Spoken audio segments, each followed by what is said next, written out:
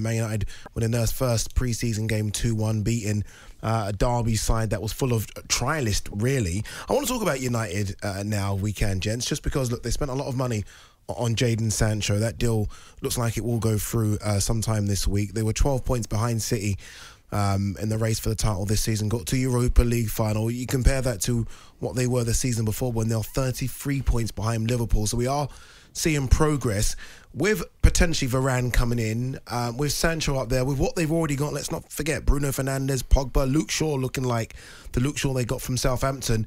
Danny, I'll start with you. How far away are they, and should they be any way away with what they've got? I still think they're a way off from Manchester City. I think Chelsea will be strong. I think it'll be very, very difficult for Manchester United to win the title this season. You know, I mean, unless they maybe add Harry Kane to that as well. I look at, Sancho. What does he add that they haven't already got in those positions? But will he do it in the Premier League? I don't know. What's he going to get? 10, 15 goals? I don't see it much more than that. That's probably similar sort of return to if you played Mason Greenwood on that side or Marcus Rashford. It's not. You're not doubling the goal tally, are you? In that area. Yes, I understand, and I accept he's possibly an upgrade or a slightly better player than those, and might cause one or two more problems.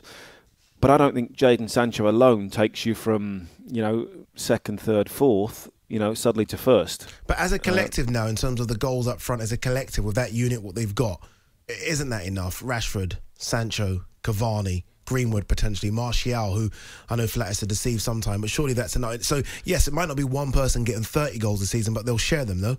But you're only going to play. You can only play 2 of those, 3 of those at most. That's the problem, isn't it? And it's finding that right combination for those. Sancho is a good player. He wants to get the ball, he wants to dribble, wants to run at people, and it's very, very exciting to watch.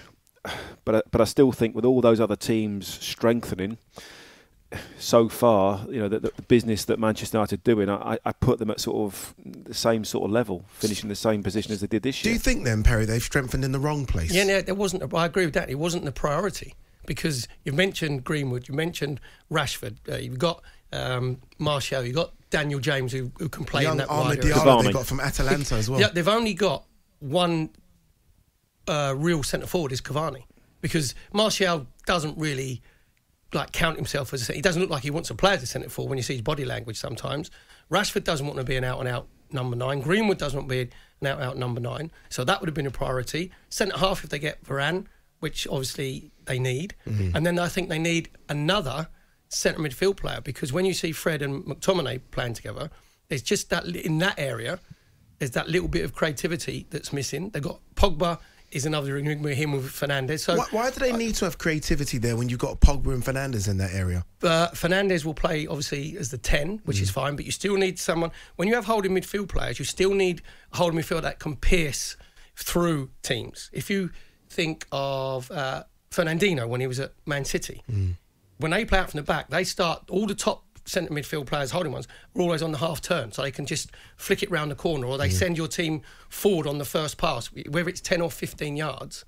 McTominay is a decent player and a very good player, but I think you need to be looking at a higher standard play in that area, because they make the team tick. Now, they're not going to play Pogba there because they can't trust him on the defensive side.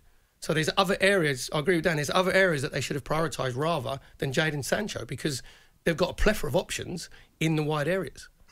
It's interesting because look, if you're a United fan listening to this, you're going to think, 1 second, wait a minute. We finished 13 points behind them last season, them being City. We got to Europa League final. And you're telling me if we had Raphael Varane, who, by the way, I think he's slightly overrated, Varane, and I'll get to that in a second, and Jadon Sancho, that we're not going to close the gap. Surely they're closing the gap with that, surely. But Man City are going to improve. Yeah, Man City go and buy Harry Kane or whoever they add to their squad, and they're going to get better. Man City lost 6 games last season. Guardiola would be furious at that.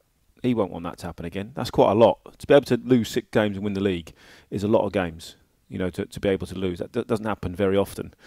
So, Chelsea are going to push on. They're going to come very, very strong. And if all those other teams are getting stronger, they're more likely to take points off Manchester United as well. Their away record, Manchester United, was superb, wasn't it? Yeah. I don't think that's going to be the same, especially with fans back in grounds and everything else that's happening.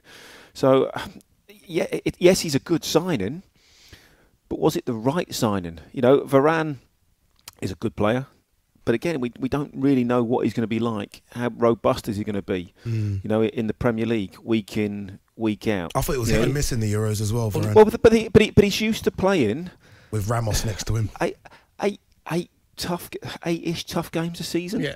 If that, apart from the Champions League. Yeah. Well, yeah, but he probably he gets through. Him and Ramos can get through games at the back for Real Madrid with a cigar on. 80% exactly. Yeah. Yeah, you can't do that in the Premier League. And every single foreign player that comes in, and I think Havertz said that, and Timo Werner said that, they went, "Wow, we didn't realise the intensity of every single game."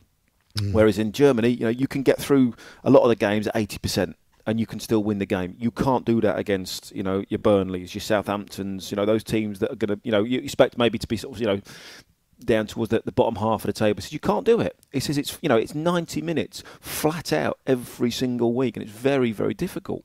The other thing as well, I'm still not convinced with Ole Gunnar Solskjaer, because he's done a great job by getting everybody together. The spirit's a lot better. You're not having as many, especially with Paul Pogba. He's managed him very well. Even when he's left him out, he's made sure that he hasn't moaned and groaned. So that the spirit around the Manchester United camp is to do with Solskjaer, man management. What are you not convinced about him? I'm not sure he's not elite. Manchester United are an elite football club, right, and spend elite money. Ole Gunnar Solskjaer wouldn't be in your top 10, 15 managers in the world. Nowhere near. And he's done a good job. Don't get me wrong, he's done a better job than what I thought he was going to do.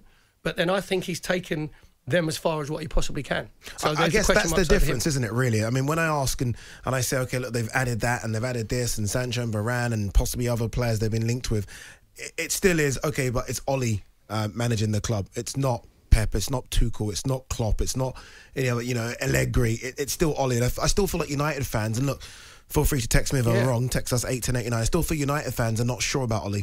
He hasn't got over the hump, right? He hasn't won them a trophy yet, when they should have. They were big favourites to win the Europa League against a Villarreal side who he struggled a little bit in La Liga, and they couldn't get over that hump. But he got out-tacticked by Unai Emery, who did the same thing to Mikel Arteta. So those two managers, Unai Emery is an experienced manager, so those two managers are learning their trade. I'll give you that Ole Gunnar Solskjaer has done a better job than Arteta, because Man United were a long way behind. And I said he has galvanised them, and they are playing for him.